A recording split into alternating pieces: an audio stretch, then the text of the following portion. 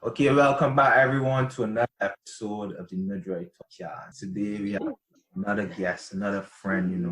known for well, and he has been one that went on this journey to start a little business. Gianni. Y'all know who it is. Y'all can call me by my government, G Money, but other people like to call me Gianni Parris. Don't know where they got that from, but yeah, you know what it is. This here, my boy. What are we talking about today, bro? Well, we're talking about entrepreneurship. This episode you can follow a different format from the last. Mm-hmm. Usually, I do a lot of research and I come and speak about it, but I don't feel like a lecture or frozen. So I said, You just come here to whiff it yeah, no, do I it am and doing a PowerPoint that I did not study for. Yeah, okay. I just did a minute of research on what entrepreneurship means. That shit is not defined well. This might be the most ignorant podcast of all time because it might That be is two not idiots defined well. just talking about something they don't know anything about. Love it. I believe I have some general knowledge Okay. from here and there, and that's what this podcast is about, increasing. Let me preface this to your viewers. I started a business. I didn't know much about it. It was a learning process. It still is a learning process. I may not know half as much as you guys listening. So hey, bear with me. If you think I'm talking shit, whatever platform this is on, just leave a poop emoji in the comments. Great. Yeah. I guess the first thing I will do is probably say what I found in my 1 minute of research. Entrepreneurship, the man said, is starting a business. Very fun. We'll start a business, selling something. Again, very vague. And then it said commerce. No, that's where it ended it because I didn't know the archaic meaning of commerce was sexual. That's where the research came to an end. Just like this is not fruitful to me. But I did speak to some people who also have a friend in Trinidad who has a pastry business, and my mom. Mm-hmm. All of their definitions kind of varied, but it was centered around thing. So I want to know, what's your definition of entrepreneur? I mean, I feel like it has to center around the starting of a business. That's the core element of it. But that's pretty much to me, just going out on your own and building a business around whatever it is. So yeah, you definitely have to sell a product. You know, people might think it has to be like tangible good, but it doesn't have to be that. It could be you're a consultant, you consult on things, give people advice, help people plan projects. It is whatever you market, whatever, and all of those are services. And I feel like that's what people don't get about it. That you could turn anything into money. Like if you somehow made this podcast into something where you can get sponsorships and profit, it's a business. You know, you're bringing in revenue. You're selling a product to the masses, which might be just general information or entertainment, and therefore you're doing it essentially it's your product. You know, you built it, so you would be yourself an entrepreneur. I did get from when I talked to some people that it was just like, I was like, why did you freaking start? Some people said, I needed money. Some said I couldn't get a job. So in its root, it seems to be the ability to provide for oneself. I feel like for most people, Mm-hmm. it's an act of survival. Mm-hmm. I think that no matter how you break it down, because I think that there are people who just know from the jump, I can't work for anybody. I have to move by my own law, my own timing, and they know that is the only route for them from the start. Whatever you want to call it, if it's hustling, you're hustling, whatever you want to call it. And then there are people who might fall on hard times and need some form of revenue to come in. And that's how it's bred. And then there might be people like me who might not be doing something that, even though I employed and do work, I might not be doing something that I'm completely passionate about. And I'm using entrepreneurship as a means to not only explore my passion, but to also make something off of it while I do it. I guess one of the things that as you get older you learn, because when I was younger, entrepreneurship, I didn't know how to spell that word. I still don't. But it's not saying. How you Google it, fam? How you Google it? Take it. You don't know how to spell it. Take. The man spell check his word. Oh yeah. But it's not something that I believe a lot of people speak about. And when they speak about it, is very loosely determined because what I also got by talking to my mom and my friend is that they don't consider themselves entrepreneurs. They just consider themselves self-employed because like when they try to get some bigger assistance from like banks or whatnot, it leveraged on them actually employing people so much on their being able to provide for themselves. And even in school, if you got a little lollipop and you start selling your lollipops and you bring in a profit, it's hustling. It's not really encouraged at a young age that I saw. But when you get older, you don't understand it and it becomes much harder. Definitely. I don't think, especially in our society, I think just pretty much out of fear, because it's something, I'm not going to say it's something easy to do or succeed with. Like a lot of people start businesses and it's an unfortunate fact, it might fail or it might not reach the heights that you want it to get. People think it is successful. It can still be successful, turn in a profit, and people make a decent living off of it. But because it's not like it never reaches like a mainstream thing or it's highly publicized, people will be like, "Oh, that's a failure." And then so when you're not really hearing about success stories like that, it will breed a lot of failure, like a mindset. Oh my God, like this is so hard. Yeah, you just don't want to get because a lot of the times I realize that if I want to do something, because to me, if you're selling food, if you're selling some utility where you can always get money. But it's when you want to go outside of the box now and create a service that you gotta take that huge risk of. You gotta get some form of initial investment if you're software, then skill set that you may gotta use. And if you don't see the payoff right now, you may be. And then if the whole society of just go to school and get a traditional job, it kind of stifles you. That's really bad because as society moves forth, we always say, oh, we need more entrepreneurs, we need more people doing this. But you constantly channeling them into these traditional roles, making it very... That's facts. And like even though they say that they don't, I find like especially in Barbados, you always hear it. You always hear them on even a government level trying to encourage and promote the very, very formation of small businesses. But it feels like every time these small businesses start to get a bit of success, it feels like for whatever reason, albeit the government needs to make money or there are these big corporations that government is partnered with, whether publicly or behind the scenes, it seems that they try to make concessions for them that then hinder the small business people from coming up. And that to me is another intimidating aspect of it all, because if you see that happening, you're like, what's the point? Why should the monopoly that is already there. It's hard to overcome that hurdle. One of the biggest things that I noticed that on the government side of things is usually they would ask you for something when they need it, like farm. Remember, a lot of people used to say, oh, you need to get your backyard gardens, you need to farm more. During the pandemic, everybody was like, support your local farmers, get the produce and whatnot. As soon as the country opened back up, that's dead. That's a dead thing. That's all done. That's another thing why I think that for the most part, entrepreneurship is like an act of a survival. So it's the encouragement. Damn, you need it. Like, and to me that's weird because like it was it opened up such a good practice and business model for people that you can know that the farmers can make these care packages, have a delivery system, and each step of that like generate revenue for them and ultimately you. As they see, necessity gives rise for innovation. So they need to have a space there and allow it to flourish. As you said, usually when it's flourished, then you get some corporation, and I don't believe there's a lot of protection in terms of policy. Like in public-private partnerships, you could say, or you got 10 jobs and you're giving 7 of them to big corporations. Look around and see who's the smaller business, the up-and-comer. So that you want the money to flow within the country. Don't want everything to go. And to me, like if you see what COVID did to us, like it immediately just wiped out, if not your main, one of the top 2 forms of revenue in the country, that being tourism, absolutely wiped it out.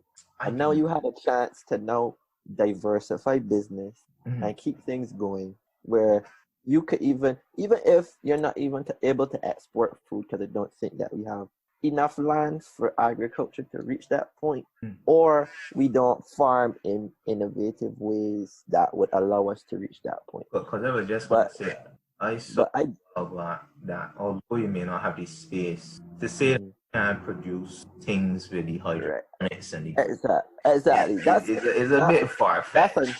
And I think vertical farming is a cool idea that they should. I saw in a I think it was a Royal Fidelity booklet, they were celebrating these guys who were doing in the tankers. They were doing a lot of herbs and stuff in those tankers. And just like that is like a space. And that even allows you to create your own artificial environment so you could grow things that you cannot normally grow. And that to me is the most interesting part of it, because then you can cut down on the very popular foods that are relatively expensive and generate towards a higher import bill. Like everybody nowadays with their shakes and stuff is eating strawberry, blueberries and stuff. But those are the most expensive kind of fruits because we unfortunately can't grow them. I think one of the problems that stifles this whole entrepreneurship stuff is that to set up the environment for it to flourish, you have to give leeway that you may not necessarily want. So if you want the hydroponics and stuff, you got to necessarily look at cutting back the taxes on the initial pumps and stuff like that in order for people to get into it. But this country, we have an extremely... But my thing is that we always want to tax on the front end because I think we need that guarantee that we get our money from jump. And to me, that doesn't really create a sustainable flow of revenue, especially on a smaller island where we need to be, I think, a lot more self-sustainable. But I don't know what it is. I guess the Barbadian palate is for chicken and chips, a lot of yogurt, a lot of things that we don't. I remember when we used to push heavily the 100% Barbadian or whatever. I knew for a fact that I felt proud to just go and just buy anything that I see that logo on. I don't know why it stopped or isn't as heavily pushed as it is. But yet we saying we want a lower import bill. What are you doing in terms of pushing agriculture to make it better for the average Joe to say, you know what, I ain't gonna really necessarily spend a university degree in this or that. Let me do a college associate in agriculture. But it's not good because first, the supermarkets, you gotta look on terms of where you can get your market from. Is it that government is gonna say, okay, concessions? I don't know. I don't actually know in terms of business. I know one thing for business, you gotta make sure that so if you see that you're only making a 5% profit, I don't know how viable that would be down such a path when you could go down a traditional path and live life just as easy. I mean, is entrepreneurship alluring to you in Barbados? Yes and no. Reason? Yes, because it allows you a degree of independence where you don't have to depend, that being not the customer, but you don't necessarily, that you could go and make things happen on your own for yourself, essentially. Right, but that's just a generalization, and especially with the progression of technology at such an exponential rate, like you can do things your parents and your grandparents could never even fathom. Like everything now, before them, it depended on Barbados for certain things. Like you couldn't. It was very hard to market yourself from jump outside of Barbados. And I think remote work is actually showing that even more. The fact that exactly. So now you can market your brand, whatever that may be, instantly to tens of thousands of people everywhere across the world. It just literally takes you one sponsored post on Instagram, and boom, that thing is flying, dog, all over the world, like to random people who you never expected. And then you find like a lot of people who are getting started, especially like people who are doing like clothing, swimwear. You hear them talking about, it's crazy because like 2 months ago, I had 1 or 2 customers here, and now, boom, bang, the year's gone, and I have customers in India, I have customers in Europe, like all over the place. country they never even heard of, and like it's like mind I, blowing. I like that vibe. I remember, I think it was well, a year or two ago, there was some central bank guy was giving some speech, and I happened to chime in on a question and I asked, what is our nation going forward in terms of development? Can we, produce any products? Because I don't believe, I've never seen a country reach first world or independent status. Because, I mean, look at what COVID do, the country. And he was saying something that I think a lot of people in the country are doing now. You need to look at terms of designing a product. It could be clothing, graphics, and putting that out. And I'm happy to see that I'm seeing a lot more people coming out, and it's pushing the arts as well, getting into their designing, if it's clothing, if it's logos. Great. Happy to see that. And that is something that we suppress heavily.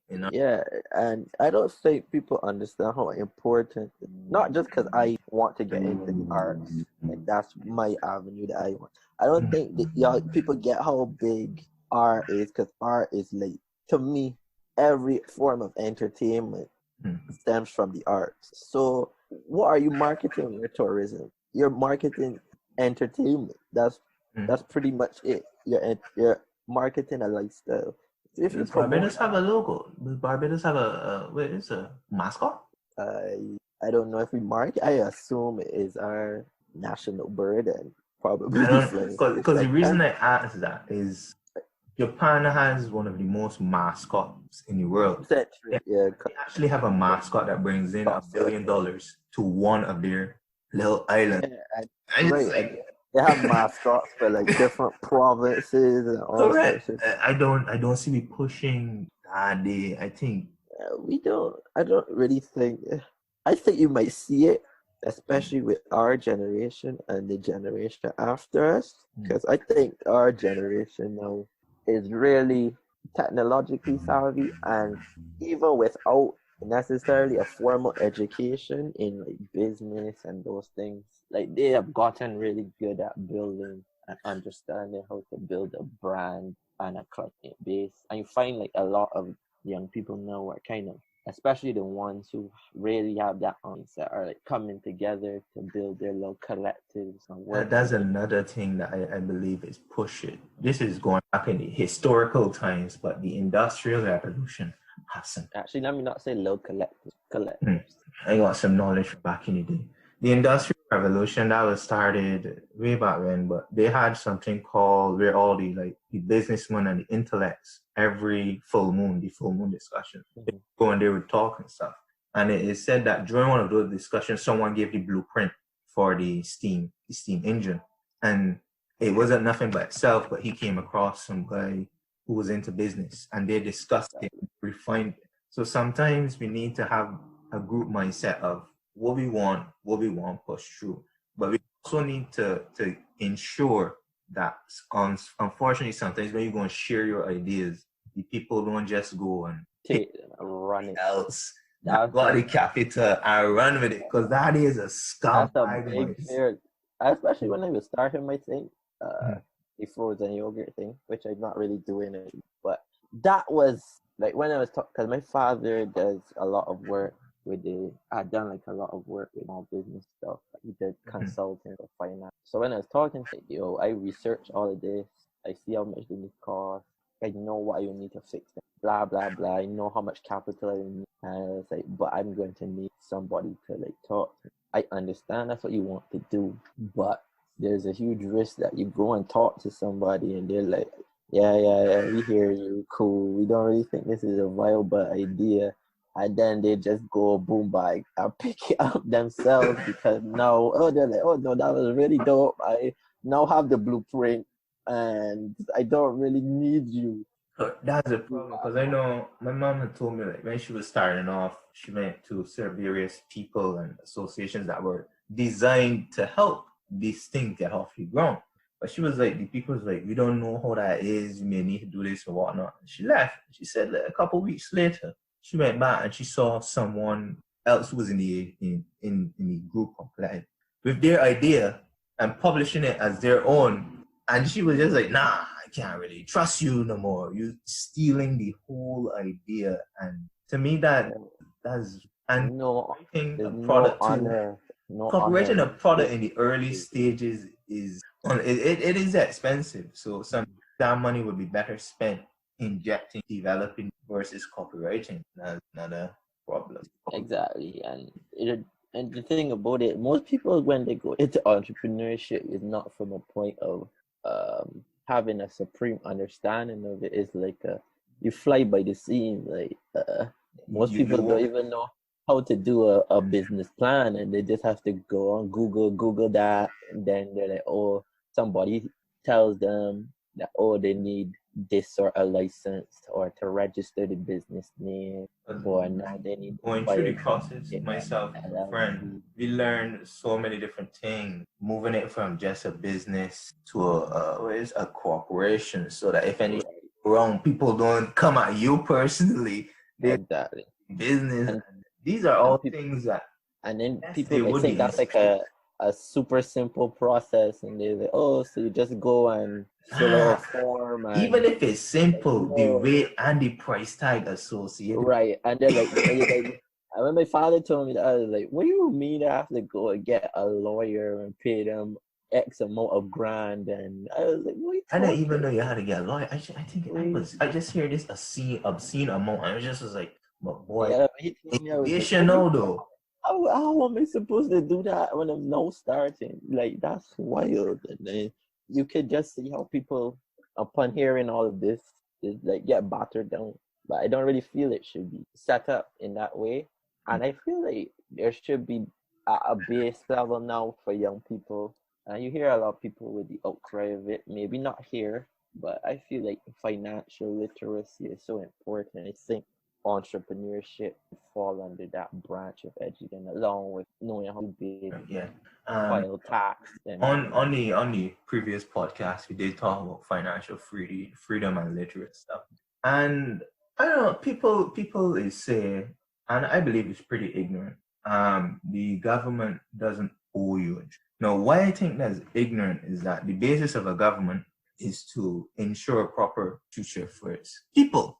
However, if you set it up in such a way that all of your people need to leave, and then you call in them back and say, we gathering, because yeah, like, I'm just like, we gathering. Why are we gathering? You're gathering now because the country couldn't get to a level that you needed to. So you need a little shot. If you really wanted these businesses, you probably should have utilized the easiest dissemination tool you have, which is the educational system. It may not that you have it in the curriculum, but we're in terms of setting it up, entrepreneurship, extracurricular activity. We'll show you how to start a car washing business, that basic financial help. You teach them how to budget and the importance. When I was teaching, I did budgeting studies, 2 or 3 week percentages this. But they make them really understand that money. I remember somebody said $4,000 isn't that's a small scene of money. It's like, oh yeah, so how much?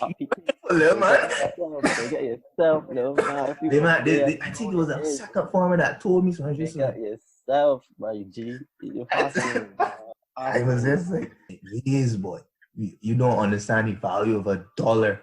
If you don't understand the value of a dollar, you can't budget. You can't think up for a business mindset. If you think dollars in the money, that means when you start a business, you gotta be earning 16. So we really need to. Boy, if when I was young and I get $20, that was the world to me. Being no stranger could do it.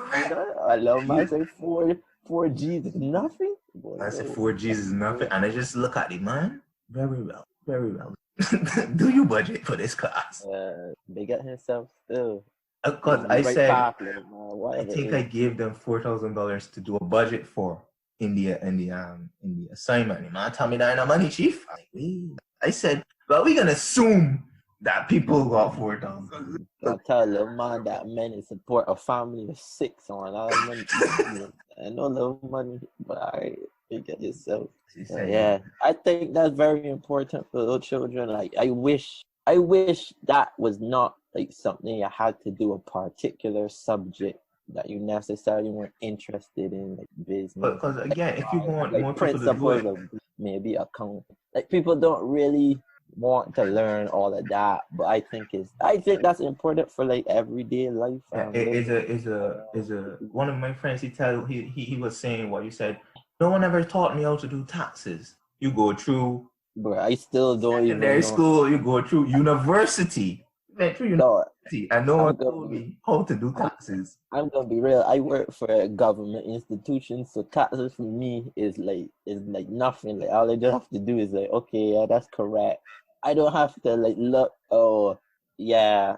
Oh, I need this concession for that and that and that. I don't have to speak to an accountant. But dog, for somebody who does like now starting doing dog, that would be overwhelming. Like you I really don't don't. know if you filed your taxes recently and you saw, because if you're working for government, more than likely everything is done for you. Yeah, they already take the taxes out. Business, when you see the information that the business people have to put in, Yeah, you're like, what external is income, I this? just like, again, these are all reasons that would just make me say, I got in school and I got to work for someone. I don't want that hassle. Exactly. And then it's like when you're doing it and no, you don't even know what that means. And then when you go and now you have to speak to the accountant, they need information and you're like, I didn't know I had to keep this information around. That I didn't know I would need this at the end of the year. Like, and like that just creates problems. And like imagine if you just teach a child how to do that.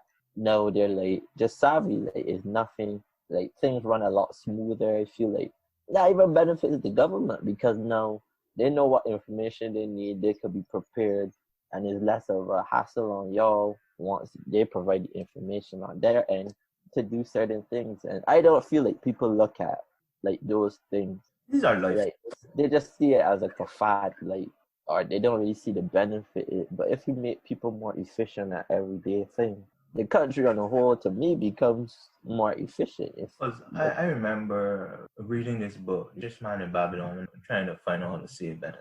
And I was saying, and a lot of people reinforce this fact that your biggest thing towards growing financially will be to save. Nothing else is going to provide you with the amount of money that you can get from saving. And he said, it's when you got that savings then that you can be able to take on risks, whether it be investment or whether it be starting a business. But if you constantly create an environment where people don't know the value of saving, financial literacy, and I think in Barbados' case, it's not that people don't save, it's that people don't do that with the money cheap. Them is got in the bank just chilling at 0.001. But that's me right now, to be honest. But if that's them just don't, not. That's because I just want to reach a certain threshold before I start but yeah, putting my money you in. need to have a safety net. But if it gets to the point that you never really made it alluring or a viable way of earning for yourself and possibly for your family, people are going to be less inclined to do that. And if you constantly harp that you want business to start, but you don't give it that little seasoning, that push. But here, yeah, if you don't support the if it's not entrepreneurship is not supported in the way there'll be nowhere to really invest your money, especially in Barbados. And not like the Caribbean really has like a diverse stock market that anybody could just go on. If you don't know people, you're not gonna know where to put your money. I would even say like babe, just have a whole lot of money because I feel like I know or see a lot of people out there that just live paycheck to paycheck, and it's not even about race, Chifa. It's not even about not knowing how to save. And then you always hear that people like to spend their money on bare foolishness and bare cunt, always buying the newest shoes. And yes, there is that, I will agree. But imagine like you just make barely enough to live and you can't ever spend any money on things you enjoy.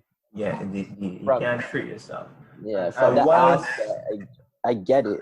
And whilst you would think that's enough to get people on this hustle life or starting the business and on that transition on a button.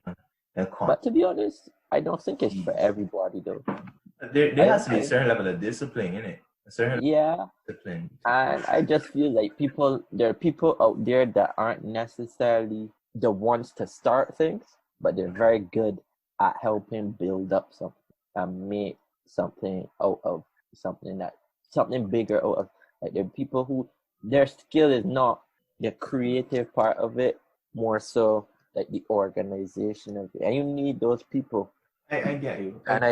But I find that they're those people, but they also get stifled in the system because they come up with good ideas in that regard to help build up organizations, but then people don't listen to them, and it just becomes a bunch of old men or women at the top, like clogging up positions, and businesses go nowhere. So that's another thing that comes with it. But I don't believe it. Entrepreneurship on a grand scale is for everybody. And that's like not a bad thing or to kick anybody. It doesn't mean I think everyone's goal isn't start saying that shouldn't be shunned upon. What should be shunned upon is making it so that anyone can have the ability. So yeah, everybody should have the ability to do it, to be able to provide themselves on their own. When we were speaking about, because you don't want to put everything as, well, government must need to do this. In terms of the individual or the family dynamics, what do you feel can be done to help bolster the spirit of self-employment or entrepreneurship? Family-wise, I think, even though I will never, ever, ever, ever tell anybody that I wasn't privileged, I grew up in a two-parent household. Was that you saying what, man? Yes, I had the fortune of I was not rich, but I was very well off. I never needed for anything. Was well fed, had a roof over my head. I went to private school, which is a privilege, but I think on the side, I still think public school is on the same level or even better. I never went private school, so I don't know. But public school to me is on the same level or even better at times than private school, but that's a whole different conversation. That's also the country we're into. Yeah, and I got the privilege of going to one of the top schools in the island, and even when I had trouble, I would say trouble, I guess from an average point of view, I was above average intelligence, but even when I had deficiencies, my parents spent money to get me the help I needed, and I had the resources to do that, and I ended up getting a scholarship, and that even helped me, and I didn't have to incur student debt. But what I would say from a family aspect is that we always had this old mentality that there are only 4 things that you can possibly do on the island to make money.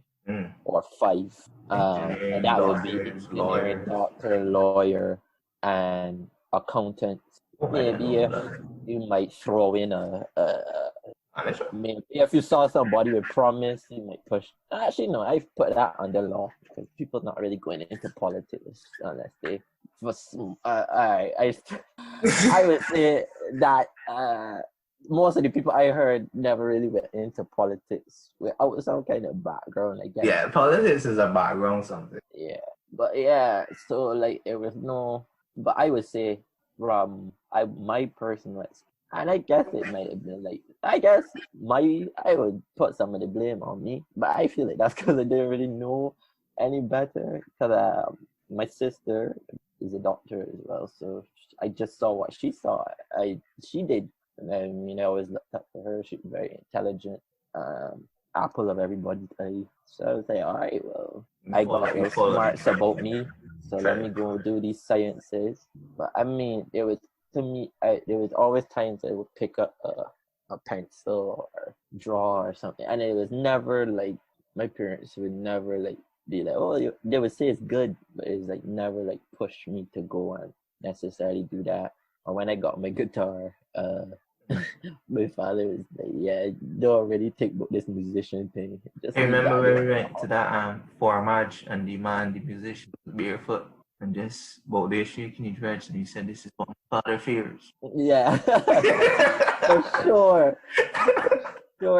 But then you listen, and like even like when people would talk about things like graphic design or the money making industry, yeah, and like even like sports, like people don't really think that you from Barbados, you're making it. And you might hear a little push for one and people doing track and stuff, but then there's like maybe like Football is getting a little bit more of a push. Cricket, of course, cricket that's is historic. very viable in the Caribbean. Like it's very What much. you're just saying is that there needs to be there's no push for people to do anything quote unquote unorthodox. It's very follow the treaded path. Yeah, like everything. I would hope know that people as they got older, as myself as they got older, and I found out so many different things. Like I remember after I left secondary school, I saw that there was a kit for animation design. What? Yeah, like there's a kit for animation, big man. I thought you didn't even it for animation. I wish I knew that. And then it was just like I could have gotten in the video game street, dude. I mean, like, so many things that you could do. And even though we spoke about remote work earlier, the video game industry doesn't mean have to leave the island, but you could still be getting out that foreign exchange, I pulling.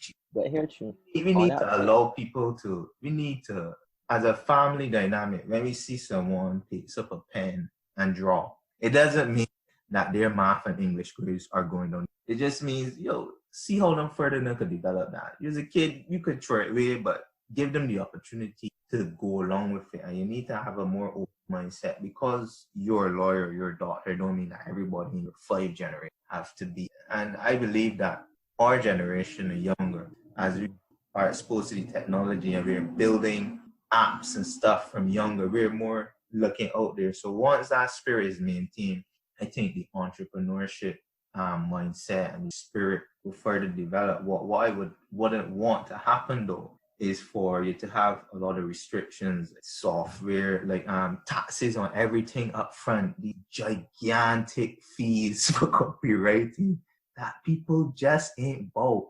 And not even that they're not bought, it's just too expensive though. So I'm paying it. And I think, and like even in the subjects that we teach, dog, like even though it's taught, like there's no push for people to take it seriously. Like I guess woodwork and things. Like there's no. Imagine a man saying, "Yeah, I want to be a carpenter." A little boy say, "I want to be a carpenter." He gets smacked on his head. Like we talk. You get laughed at. Here, true though. Yeah. When I was in, I believe, 4th form, I was doing sciences and whatnot, and I said, I have a family member who is a joiner, right? And I said, he builds houses and stuff. When I get of age, I don't need to call every damn handyman to fix something. I can do it myself. So I said, I'm going to do woodwork. First couple of weeks, we had this teacher. She was amazing. She taught us things. And the time cool. For some reason, she left. Then we got this another replacement teacher. This man then, biggest waste man on the planet. My man, I had woodwork for 4 periods every week back to back. Oh, my man did not teach. When I mean he did not teach, I mean my man didn't show the class. You know what we should do? We should talk excuses. One time, man said, "Oh, the room too dirty." So we cleaned it for 2 periods, right? And we had 2 more periods, and we said, "Yeah, we can get some class." My man went and find gamblers and was deliberating their punishment for the next 2 periods. And when I got to 5th form, obviously, I said, "Nah, I ain't about that life." So it's changed it. And my geography teacher said, "We know they did you bad, man. Every week we saw you under the canteen doing nothing for woodwork period." So it wasn't like this wasn't known, dude. But they continued to just let go along. You know, we should do another one, and we should talk about the education system here, dude. But dog, you find like even I'm not even gonna lie, dog. Even at the top schools, dog, like it's known like certain teachers are just waste men. But dog, they be employed for like a million years, like 10 years, and you're like, why? What? How is this benefiting anyone, bro? Because it's not push, and even learning of a second language in terms of how this can help you with entrepreneurship. You brought up earlier that people are now selling their products to like India and these countries. Mm-hmm. If the people who choose to equip themselves with this language, they can not only market locally, they can market regionally. Yeah. So you can have people buying your product. You get that foreign exchange. You get the country to be known. People may want to visit. So it comes hand in hand. It helps with your tourism. It helps. I mean, how much tourism has this country got because of our singer Rihanna? Loads of people have come. That is not the treaded path. I think the foreign language thing is also something that should be just because of the benefits of learning it at a younger age, should be explored at like a primary school level to me. But that's another conversation. It is another conversation. Actually, entrepreneurship. Mhm. I find I celebrate local artisan development, and I have the mindset. If I really want something to grow, or support my brethren or sister or whatever, it is better for me because you know I got some people that say, "Man, I want your business to grow and thing, right?" And yet you can come around me all the time and Beg. free. And it's like, That's fucked. I mean, it's like That's fucked. you ain't even ask for a discount. You just ask for free. You need to know yourself. I would prefer to buy, if you got a product, and as I told this to my friend, if I have the means, I will buy a product from you to help you with your. I wouldn't want you to ever get to the point where you have to come to me and ask me on the side, yo, I need a little injection of capital. It goes against the whole spirit of making them, assisting them in their self-reliance, pushing.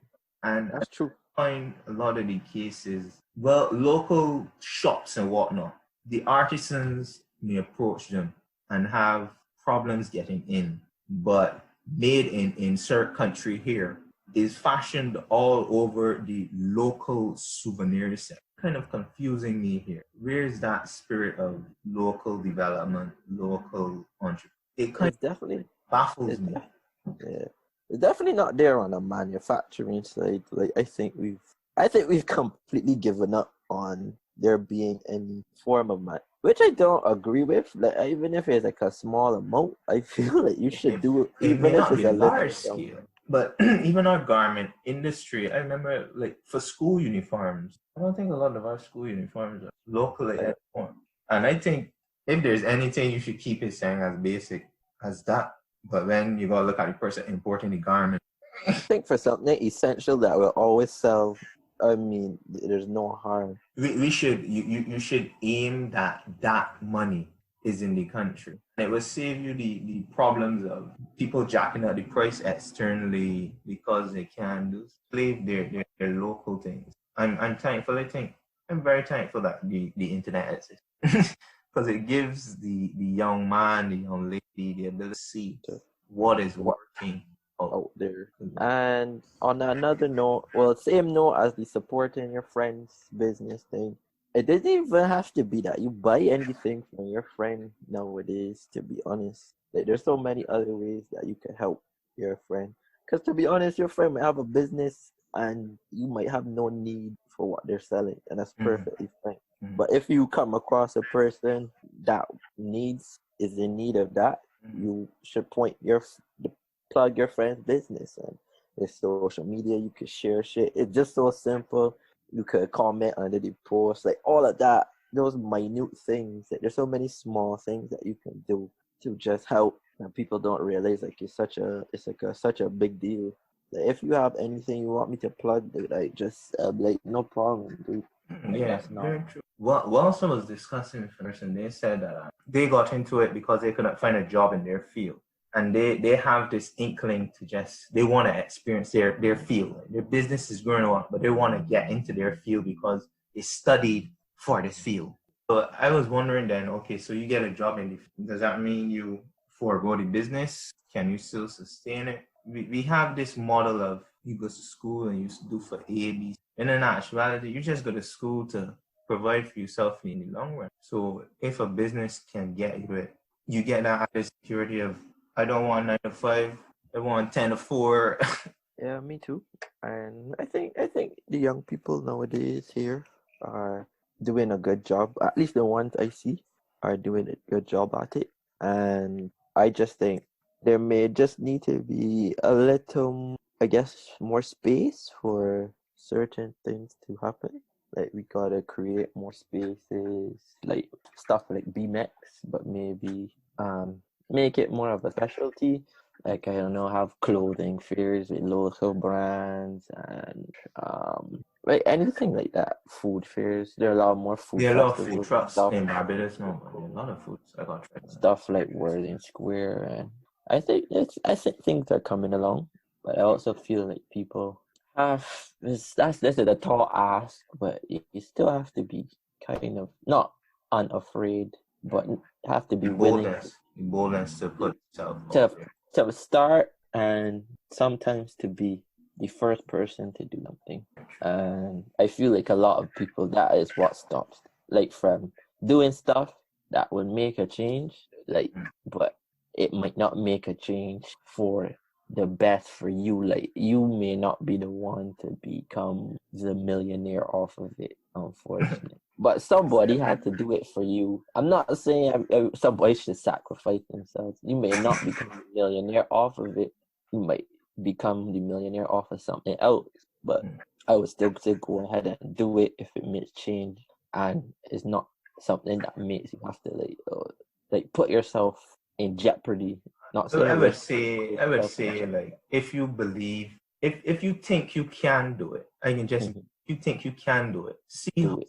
See if you could do it. If you got the mind, if you got the idea or whatnot, don't just allow it to go into the recesses of your brain. See if there's to realize this collaboration. Always explore it, dude. And one thing I would say, and I guess this is a problem that plagued me as well, is like, I guess for entrepreneurship is always some part of you that you're like, damn, I just want to do this on my own, because you're gonna come to a point where you can't. Like, situations are gonna happen where you thought you could depend on people, and that ends up not being the case, whether you know them or not, and it kind of sets you back, and you're like, nah, I'm gonna learn how to do this, and I'm gonna do this for myself. And you may end up in a spot where you could do everything for yourself, but you can't realistically do everything for yourself and be efficient. I'll say you have to find the people around you to complement yourself with, and that may take a while, but it'll definitely be worth it in the long run. Like, no man is an island. Like, you can't. It might be a quote unquote self-serving venture, but you can't do it alone if you plan to make it on a big scale. Like, some point you have to put your trust in someone, but just you have to do your best to. And keep at it. I would say keep at it. Because 4 of your ideas failed.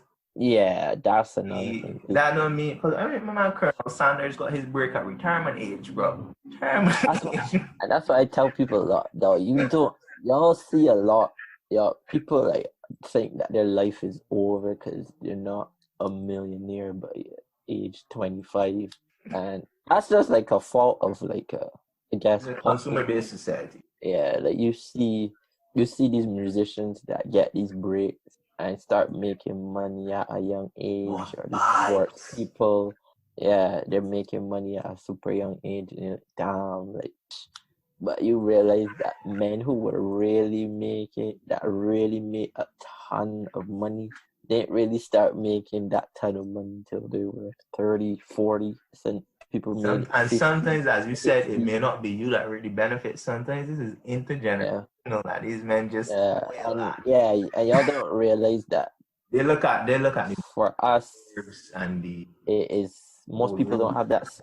People, I would implore anyone, try it, because even if you fail, you're going to learn stuff. You're going to get better money management skills. You're going to learn what the ideas, building a business, things that you could just transfer. Building a family is the same thing. Plan. These are transferable skills to everyday life.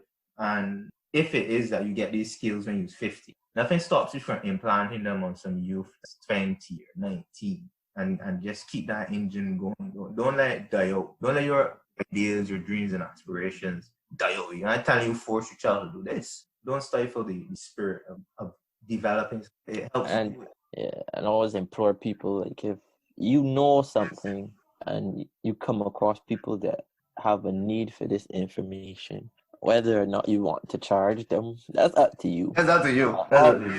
I'm not gonna knock that hustle, but I always feel like if you find somebody and need the information and you have it, then I even say, once they're not using it for something evil or vindictive, give them the information, like educate them, help them out. Like, if it's your brethren doing something and you know a little better, then you say, yo, I learned so from that, you could use it to do X, Y, thing. Like, I feel like a lot of people like always like to keep I say there's certain things you should keep close to your vest on a personal level, like what you doing But if you see have general information that can help somebody do X, Y, Z, then I say share it with them, help them out.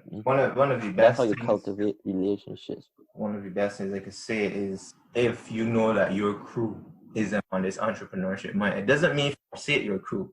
It means you gotta look for some people that about this mindset as well, because it's in that camaraderie, that spirit that you're gonna learn. That's where these like possibly break out and get those stacks of advice that you. And even if you don't need a crew of entrepreneurs, like I wouldn't say the guys I hang out with are like all of that mindset, but they do all have specific skills that can help build up a business and get things going.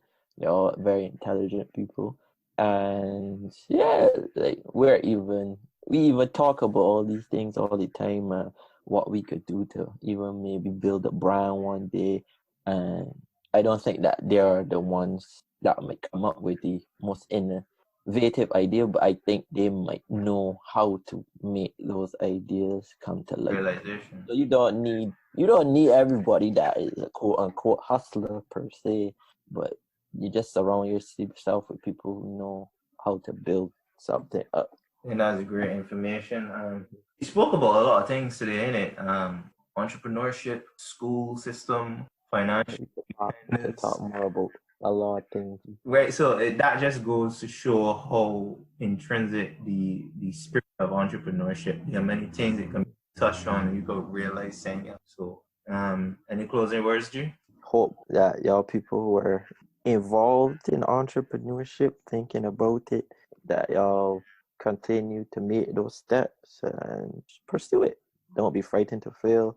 That applies to anything in life, relationship, school, any failure is really just a stepping stone. You might feel you failed at one particular point in life, but then it turns out that that was just a stepping stone for you to have success at another point. So don't be afraid of it. Not saying shouldn't have your fears, but should still do things in spite of the fears. I had fears, still have them every day, but you just gotta keep trucking. I don't think there's anything else I could add to that there. Thanks everyone again for tuning in to another episode of the Nuh Dry Talk podcast. Thank G Money, Gianni Parris, as his name is, for helping us today in this discussion of entrepreneurship. Till next time.